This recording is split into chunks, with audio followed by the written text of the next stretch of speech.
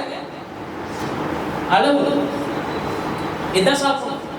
இந்த டைம் நைட்டுக்கு இதுதான், காலையில இதுதான். ஒரு விஞ்ஞானி போய் கேட்டாங்க,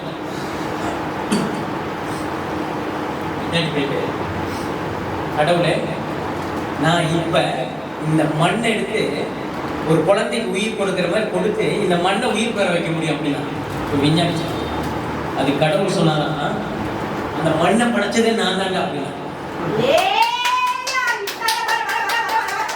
தேவன் எல்லாம் நீ வேணா இந்த மண் இல்லாம இந்த உலகத்துல நான் படைக்காத எடுத்து பயன்படுத்தி பார்க்கலாம். அப்ப நான் உன்னை விஞ்ஞானிக்கிறேன், உன்னை அறிவாளிக்கிறேன், உன்னை புத்திமான் அப்படிங்கிறேன்.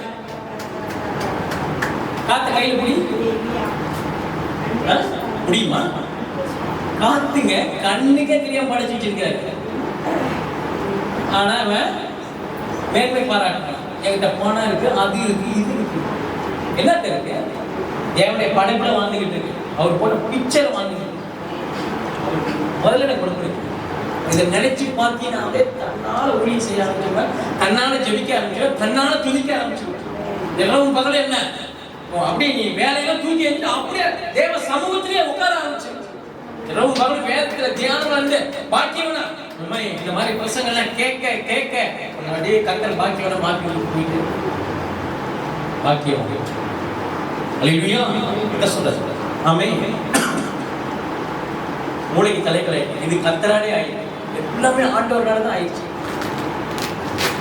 கத்தர் மட்டும் நம்ம மேல நம்மளை தூக்காம இருந்ததுன்னா முடிஞ்சு போயிருக்குங்க. உலகம் அழிச்சிருக்குங்க. இந்த வசனம் மட்டும் நம்மளுக்கு இல்லைன்னா இது கத்தரால் ஆயிட்டான். இன்னைக்கு நம்ம உட்கார்ந்து இந்த பிரசங்கத்தை கேட்டுக்கிட்டு இருக்கோமே, இது கத்தரால் ஆயிட்டு. வந்திருக்கீங்களா வீட்டுல இருந்து புறப்பட்டு இன்னைக்கு வந்து தேவனுடைய வார்த்தையை கேட்டு இருக்கீங்களே, இது கத்தரால் ஆயிட்டு.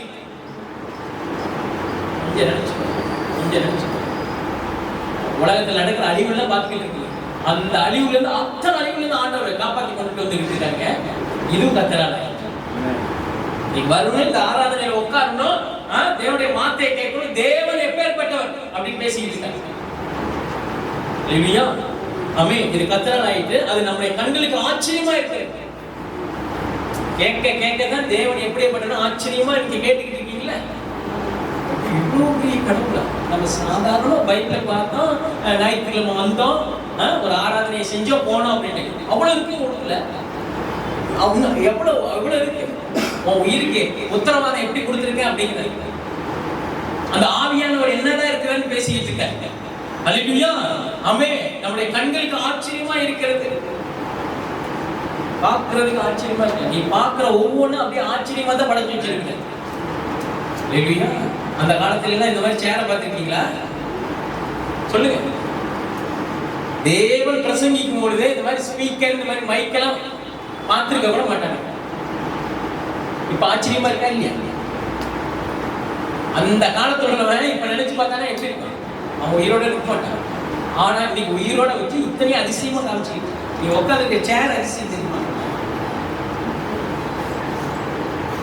தேவனுடைய படைப்புல இருந்து ஒரு மூலப்பொருளை எடுத்து இப்ப படைச்சு சேரா உட்கார வச்சிருக்கு. கரண்ட் எங்க இருந்து வருது? மேட்டூர்ல இருந்து கொண்டு வராங்க. அது சென்னை வரைக்கும் போகுது. வெறும் தண்ணியில இருந்து எடுத்து தண்ணி, அந்த தண்ணியில இருந்து அதை சுழற்சி பண்ணி அதை இது பண்ணி அதை கரெக்டா உருவாக்கும். எவ்வளவு ஞானத்தை ஆண்டவர் கொடுத்துருக்காங்க. அவருடைய படைப்புல தான் இந்த உலகமே அப்படியே அப்படியே சுழற்சி ரவுண்ட் பண்ணிக்கிட்டே இருக்கு. சொல்லுவானுங்களே, உலகம் உருண்டை, எங்க சுத்தினாலும் இங்க தான் வந்தாங்க அப்படிங்கிறானுங்களே.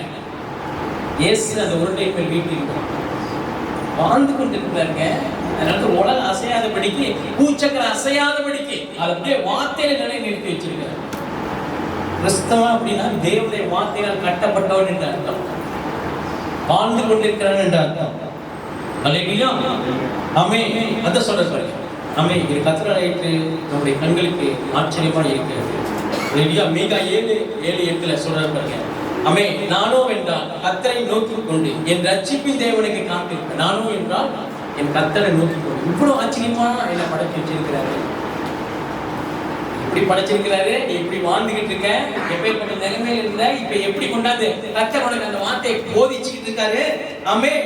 நோக்கி கொண்டு, நானும் கர்த்தரை நோக்கி கொண்டு என் ரட்சிப்பின் தேவனுக்கு காத்திருப்பேன், என்னை விடுதலையாக்கின தேவனுக்கு காத்திருப்பேன் அப்படிங்கிறான்.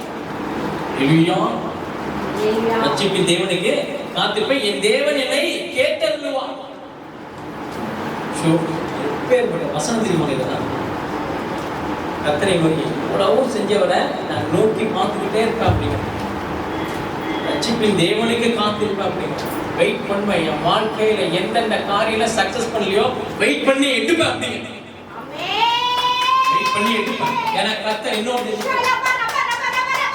ரட்சிப்பு என்னோட இருக்குங்க, விடுதலை என்னோட இருக்குங்க, உயிர் அந்த ஆவியான உயிர் என்னோட வாழ்ந்து கொண்டு இருக்கு. சுவாசம் நீ சுவாசிக்க சுவாசம் இருக்குல்ல, நீ பார்க்கும் போதெல்லாம் உன்னை பாரு. களிமண்ணுக்கு போட்ட பிச்சை நீ எந்த லெவல்ல கொண்டாந்து அவன் கர்த்தர் பேசிக்கிட்டு இருக்க அந்த களிமண்ணோட. அதனால வாழ்கிறோம், இசைக்கிறோம், அசைக்கிறோம். கர்த்தர் மந்திராத நல்லா வாழ்ந்துட்டு இருக்கமே, டைம் கொடுக்க முடியலையே, அவன் வேலை ஓடிக்கிட்டு இருக்கமே, அவர் விட்டுறாத. கர்த்தர் பேசிக்கிட்டு இருக்க அந்த காலை வேலை என்ன மறந்துடாத அப்படிங்கிறது. இத்தனை நான் செஞ்சு ஆமே இந்த வார்த்தையை கொடுத்துக்கிட்டு இருக்கேன், என்ன மறந்துடாத.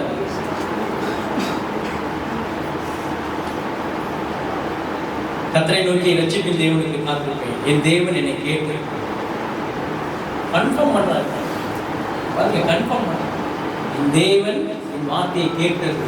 நீ பேசினா கர்த்தர் பேசுவார், நீ பேசினா அவரு கேட்பார். ஏங்க மண்ணு கடவுள்கிட்ட பேச முடியுமா? மண்ணு உலகத்துல எல்லாமே பேச முடியாது, அந்த ஆவி பெட்ரோல் மட்டும் தான் பேச முடியும். அதுல ஸ்பெஷல் நீ அப்படி கரங்களை தட்டி ஆண்டவருக்கு ஒரு நன்றி சொல்லு. ஆமென் ஆமென்.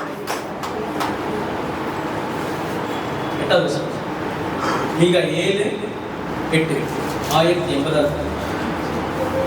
என் சத்துருவே எனக்கு விரோதமாய் சந்தோஷப்படாதே, நான் விழுந்தாலும் எழுந்திருப்பேன், நான் இருளிலே உட்கார்ந்தால் கர்த்தர் எனக்கு வெளிச்சமாய் இருப்பார். ஆமென். ரெண்டு வகையான சந்தோஷம். ஒண்ணு நீ கீழே விழுந்துட்டா சிரிக்கிறதுக்கு, சந்தோஷமா இருக்கிறதுக்கு உன் எதிரி இந்த உலகத்துல காத்துக்கிட்டு இருக்காங்க. ரெண்டாவது அத்தை தூக்கி எடுப்பாங்க, தூக்கி எடுப்பாங்க. நீ எந்த காரியத்துல விழுந்து கிடக்கிறியோ அதுல ஒரு சந்தோஷத்தை ஆண்டவர் கொடுப்பாங்க. சொல்றாரு பாருங்க ஆண்டவர், என் சத்துருவே எனக்கு விரோதமா சந்தோஷப்படாத, சந்தோஷப்படாத அப்படிங்கிற சந்தோஷம். என் சத்துருவே பிசாசே, என் புள்ளைய தொட்டுட்டு நீ சந்தோஷப்படாத, என் புள்ள கீழே விழுந்துட்டான்னு சந்தோஷப்படாத அப்படிங்கிற. தூக்குறதுக்கு வானத்தையும் பூமி படைத்த கர்த்தர் வார்த்தையா இருக்குங்கிறார் இந்த காலை வேளையில.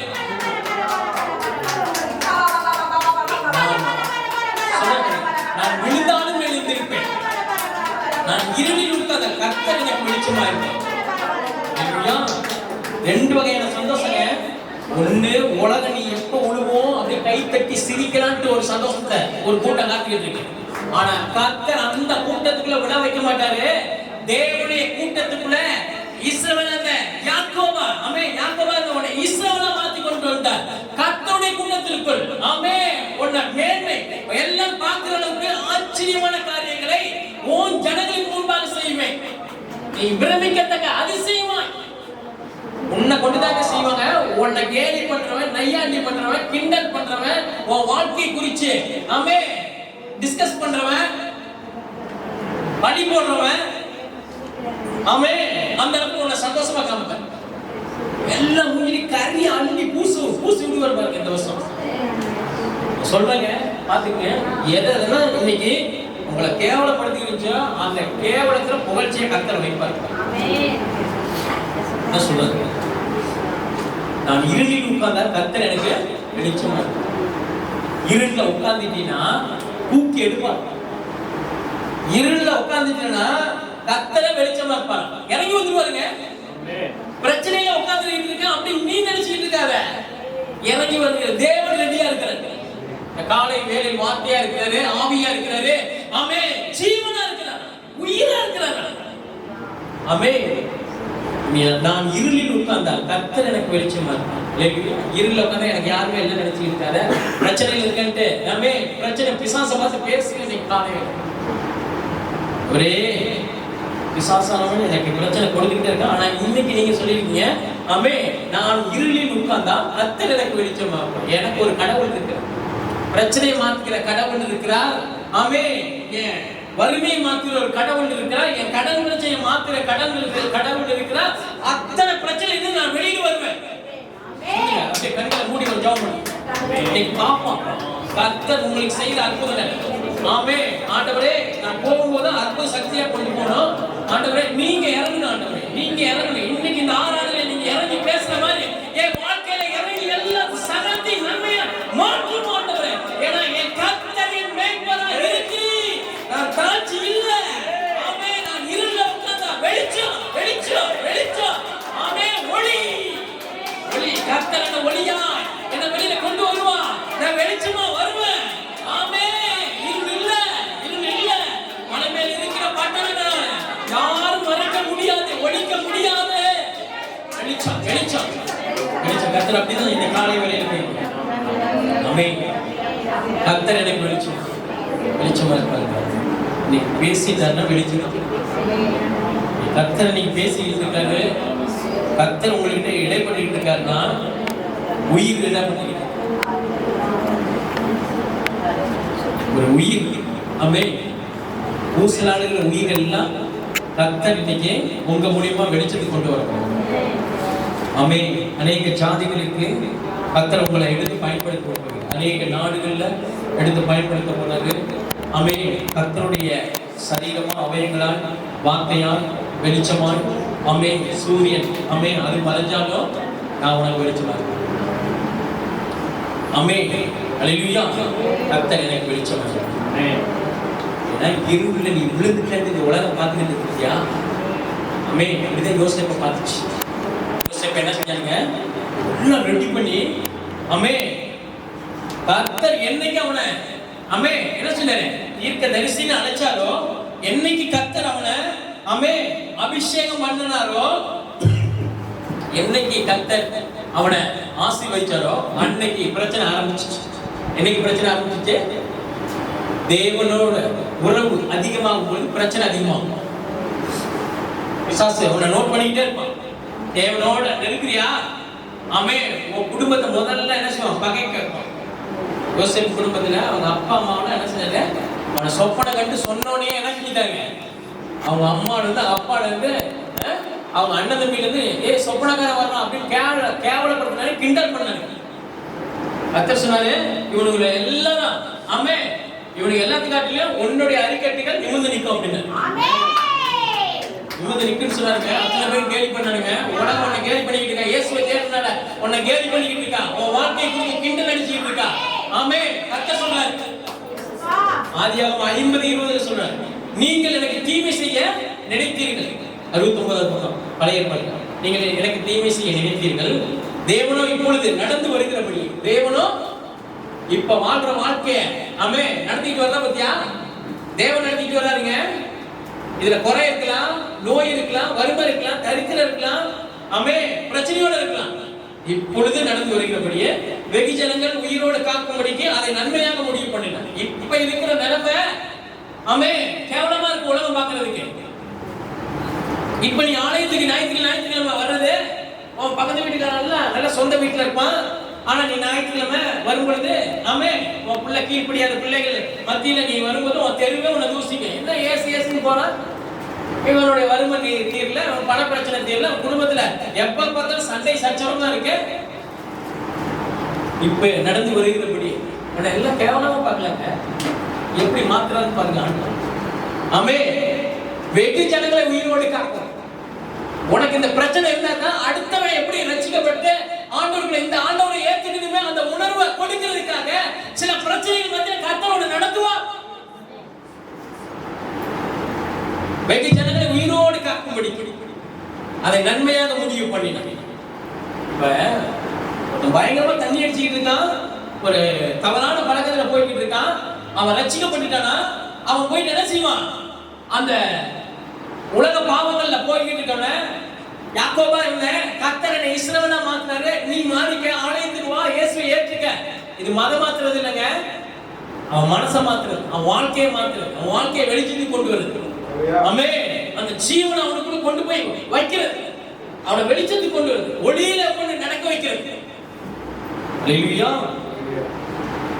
அதனால சொல்றாரு வெகு ஜனங்களை உயிரோடு காக்க முடியும். அப்ப இந்த உலகத்தில் உள்ள ஜனங்களை நல்ல வழியில கொண்டு போற ஆளை கர்த்தர் உன்னை செலக்ட் பண்ணிக்கிட்டு இருக்கு, உயிரோடு காக்க முடியும். அப்ப இவ்வளவு உபத்திரவம் இருக்குன்னா நிறைய பேர் உன்னால வாழ போறானுங்க.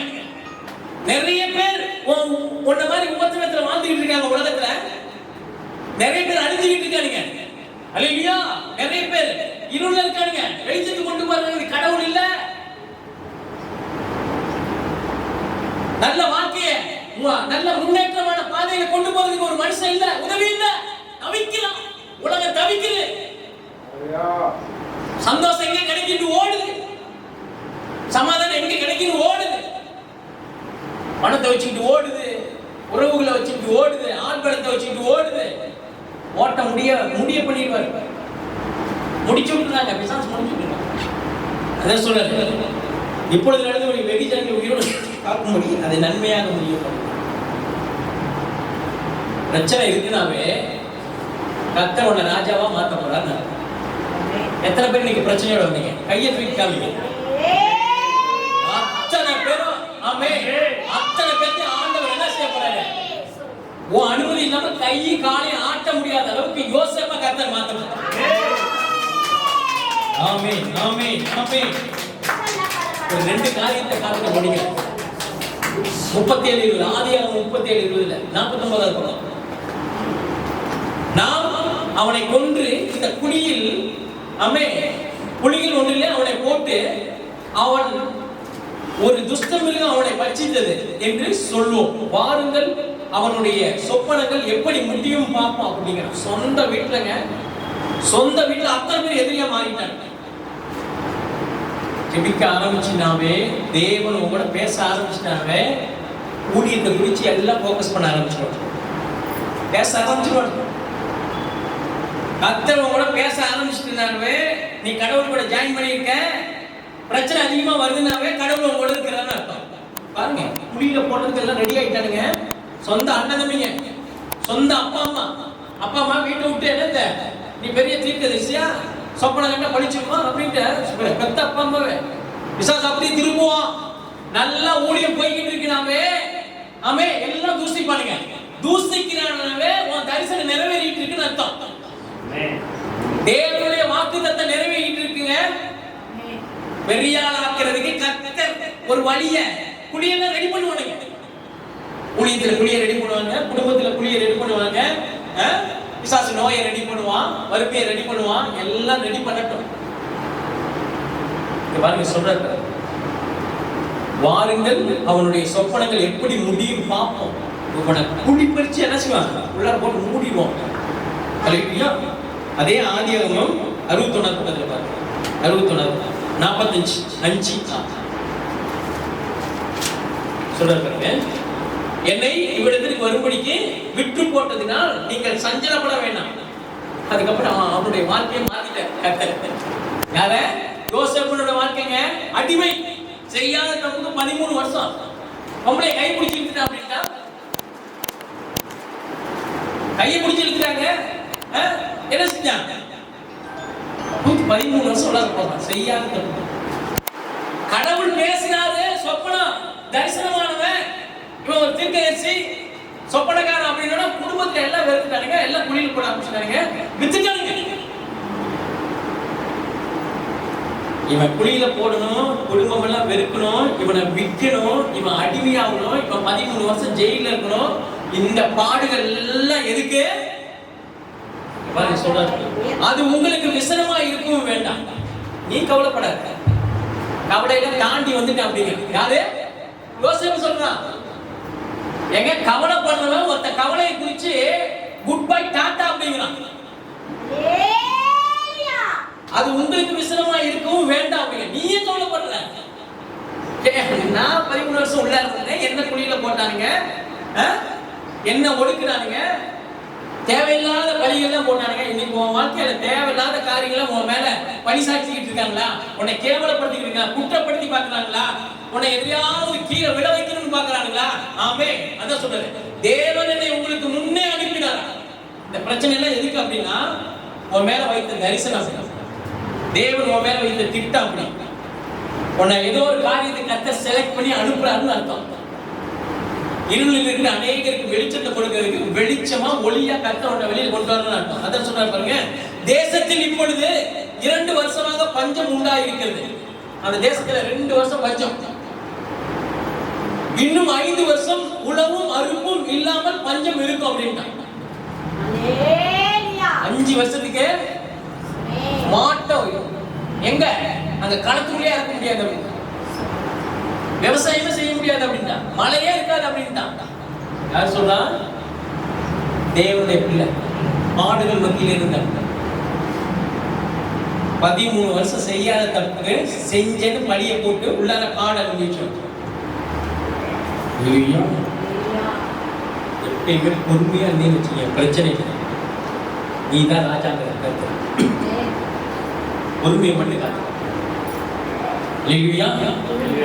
உலகமே சொல்லுது பொறுமை கடலின்னு பெருதுங்கிறங்க சொல்றான். நோய் வந்துச்சா அமைதியா ரிலாக்ஸ் ஆச்சு. அந்த நோயை தீர்க்கிறது உள்ள ஜீவன் வேலை செஞ்சுட்டு இருக்கு. அப்பா சிலுவையில ஜெயிச்சு அந்த நோயை ஜெயிச்சுட்டு போயிட்டாரு. அதுக்கு அதை வந்து உள்ளார வச்சுக்கிட்டு நீ குழம்பிக்கிட்டு இருக்க, இதெல்லாம் அப்பயே காலி பண்ணிட்டாரு. சும்மா வந்து என்னது இப்ப சும்மா அப்படியே சும்மா சீன் போட்டுக்கிட்டு இருக்காரு, வேற ஒண்ணும் இல்லை. நோயா இருக்கிறையா இப்போ ஓரமா இருக்கு. இது உன்னால என்ன பண்ண முடியும்? உன்னை என்ன ஒண்ணுமே பண்ண முடியாது. இல்லை என் உயிர் எடுக்க முடியுமா? வழியை மட்டும் தான் கொடுக்க முடியும். இதுல ஒண்ணுமே பண்ண முடியாது, உறுதியா இருக்கு. சொல்ற பூமியிலே தேசத்தில் இப்பொழுது 2 வருஷமா பஞ்சம் உண்டாயிருக்கிறது. இன்னும் 5 வருஷம் உழவும் அறுப்பும் இல்லாமல் பஞ்சம் இருக்கும். பூமியிலே உங்கள் வம்சம் ஒழியாமல் இருக்க உங்களை ஆதரிப்பதற்காக பெரிய ரட்சிப்பினால் உங்களை உயிரோடு காப்பதற்காக தேவன் என்னை உங்களுக்கு முன்னமே அனுப்பினார். தேவன் எப்பயுமே கடவுள் ஒரு காரியத்தை நீங்க ஜெபம் பண்ணியும் அந்த காரியம் மாறல, அதுல பிரச்சனையிலேயே நீங்க ஓடிக்கிட்டு இருக்கீங்க அப்படின்னா தேவன் அந்த காரியத்துல ஒரு பெரிய ஆசீர்வாதத்தை வைத்திருக்கிறார், நிறைய கற்றுக் கொடுத்துட்டு இருக்காருன்னு அர்த்தம்.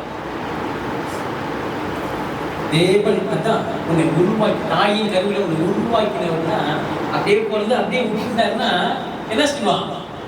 ஆடு மாடு மாதிரி என்ன செய்வான்? அப்படியே வாழ்ந்துருக்கும். நம்மளுக்கு 6 அறிவை கொடுத்துங்க. அந்த 6 அறிவிலே தேவனை தேடுகிறது முதன்மையான அறிவு அப்படின்ட்டு, அதுதான் தேவ ஞானம், தேவனை தேடுகிற அறிவு. அவர் என்னென்ன கொடுத்திருக்கிறார்? உயிரை கொடுத்திருக்கிறார், ஜீவனை கொடுத்திருக்கிறாரு, வாழ வைத்துக் கொண்டிருக்கிறாரு, வசனத்தை கொடுத்திருக்கிறார், ரட்சிப்பை கொடுத்திருக்கிறார், தன்னுடைய சொந்த ரத்தத்தை சிந்தி உனக்கு கொடுத்திருக்கிறார், நல்ல குடும்பத்தை கொடுத்திருக்கிறார், பிள்ளைகளை கொடுத்திருக்கிறார், ஆவிக்குரிய வாழ்க்கை, ஜெப வாழ்க்கை, அந்நிய பாஷை, 9 வரங்கள், பரலோகம். என்னங்க கொடுக்குற? இன்னும் என்ன கொடுப்பார் ஆண்டவர்? பணம் இல்ல, பணம் இல்ல, அது இல்ல. ஹல்லேலூயா. பரலோகம் இருக்குங்க, இந்த பூமியில சமாதானம் இருக்குங்க. இது கிடைக்காம உலகத்துல எத்தனை பேர் திண்டாடிக்கிட்டு இருக்கான்? எல்லாம் இங்க இருக்குமா? ஒரு செகண்ட் அப்படியே பிசாசு என்ன செய்வான்? அப்படி வாரி போயிட்டு ஒரு செகண்ட் கர்த்தர் இருக்கிறார், அதை மட்டும் நினைச்சு கர்த்தர் என்னோடு வாழ்ந்து கொண்டிருக்க நான் பயப்படேன். மனுஷன் எனக்கு என்ன செய்ய? மனுஷன் என்ன செய்ய முடியாது? மனுஷங்களை போந்து தூண்டி விட்டு உனக்கு பிரச்சனை கொடுக்குறான்னா அவன் என்ன செஞ்சிருவான்? தேவனுடைய சிருஷ்டிங்க, அவருடைய சிருஷ்டி என்ன செய்ய முடியும்? அவரை மீறி ஒன்றும் செய்ய முடியாது. அதனால தான் இங்க சொல்றாரு பாருங்க, ஆதலால் நீங்கள் அல்ல தேவனே என்னை இவ்விடத்திற்கு அனுப்பி. கடவுள் தாங்க உனக்கு இவ்வளவு பாடுகள் இருக்குனாலும் உன்னை ஒரு இடத்துக்கு கொண்டு போறாருன்னு அர்த்தம். நல்ல வாழ்க்கை ரெடியா இருக்குன்னு அர்த்தம், நல்ல வேலை ரெடியா இருக்குன்னு அர்த்தம், நல்ல எதிர்காலம் ரெடியா இருக்குன்னு அர்த்தம். ஒரு இடத்துக்கு ஆண்டவர் கொண்டு போறாருனாவே பரலோகம் போறதுக்கு இவ்வளவு வேலை நடந்துருக்கு. தேவனோட உட்கார போற நீ, அதனால இவ்வளவு வேலையை கரெக்டா செஞ்சுக்கிட்டு இருக்க. நீ பாதாளத்துக்கு போற ஆள் இல்ல, அல்லேலூயா. பிசாசுடைய பேச்சை கேட்கிற ஆள் இல்ல, நல்ல வாழ்க்கை இந்த உலகத்துல வச்சிருக்கிறான். பரலோகத்தில் என் சித்தம் செய்யப்படுவது போல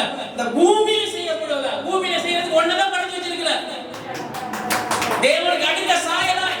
ஆமென். உனக்கு ஒப்பானவன் யார்?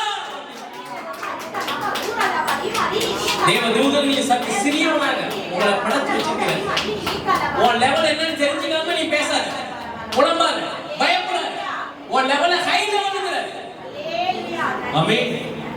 நான் சொல்றேன், பார்வோனுக்கு என்னை பார்வோனுக்கு தகப்பனாகவும் அவர் குடும்பம் அனைத்திற்கும் கர்த்தத்தனமாகவும் எகிப்து தேசம் முழுவதும் அதிபதியாகவும் வைத்தார். ஐயோ, அவ்வளவுதான் முடிஞ்சு. பாடுகள் இருக்குனாவே உன்னை கர்த்தர் அதிபதியா மாத்த போறாரு. ஏன் வந்துச்சு, எதுக்கு வந்துச்சு அதெல்லாம் கேட்காத. ஆமே, அது வரும். அதனால அவர் எடுத்துடுவார். அவர் என்ன செய்யறாரு? காயப்படுத்துறவர் அவர் தான், அதுக்கு காயத்துக்கு மருந்து போடுறவர் அவர் தான். உயிர் வாழ்ந்துட்டு இருக்கிறது அவர்னால. மொத்தத்துல டோட்டலா சொல்லி முடிக்கிறார், எல்லாமே அவர்னால தான். பிரச்சனை வருதா? ஏசப்பா ஸ்தோத்திரம். பிரச்சனையை மாத்துறதுக்கு எனக்குள்ளேயே இருக்கீங்க. என்ன ஒரு இடத்துக்கு கொண்டு போக போறீங்க. பெரியால மாத்த போறதுக்காக தான் இந்த பிரச்சனை வந்து என்ன நோண்டிக்கிட்டு இருக்கு. பிரச்சனையை பார்த்து நீ பேசணும்.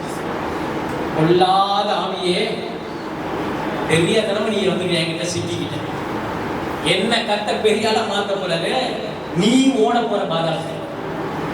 பிரச்சனையே உன்னை இயேசுவின் நாமத்தில் பாதாளத்தில் கட்டுகிறேன்.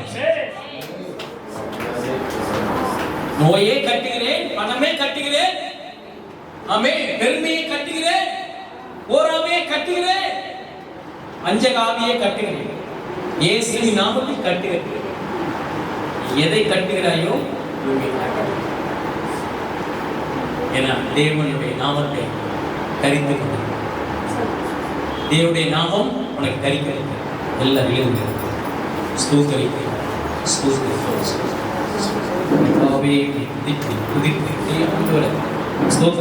ஆண்டவரை துதி. நன்றி செலுத்துகிறேன், நன்றி செலுத்துகிறேன், நன்றி செலுத்துகிறேன். வார்த்தைக்காய் நன்றி, வார்த்தைக்காய் நன்றி ஆண்டவரே. வார்த்தைக்காய் நன்றி, நன்றி, நன்றி. இந்த உபத்திரவங்கள் நல்லது, இந்த உபத்திரவம் நல்லது. ஆனால் இந்த உபத்திரவம் நிலைக்காது. உபத்திரவம் வழியில என்னை கொண்டு போறீங்க, கற்றுக் கொடுக்குறீங்க, உருவாக்குறீங்க. நோயில என்ன உருவாக்குறீங்க. நோயில நான் மடிந்து போகாத பண்ணிக்கு. இந்த நோயில உலகத்துல எத்தனையோ பேர் இந்த நோயில அணிந்துகிட்டு இருக்காங்க ஆண்டவரே. இதே போல் நோயில் உள்ளவங்களை எல்லாம் நான் ஜெயிக்க வைப்பேன் ஆண்டவரே. அதனாலதான் எனக்கு நோய்